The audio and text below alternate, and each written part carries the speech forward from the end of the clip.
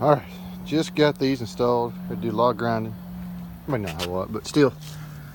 Had to grind the sides down, these lights get them to fit, and grind down on these tabs. Get them to sit down on there.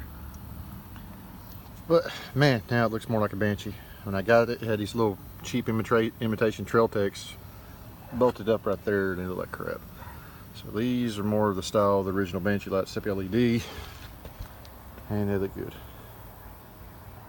Fixing to wire them up, and I'll have a video of that. And I also got some cheap little plus 2A arms I'm gonna put on there, and I'll make a video of that tomorrow.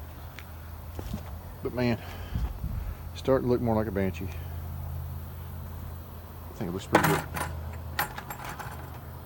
Anyway, just a short little vid.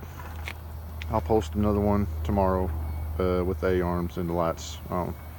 So yeah, so far pretty happy with it.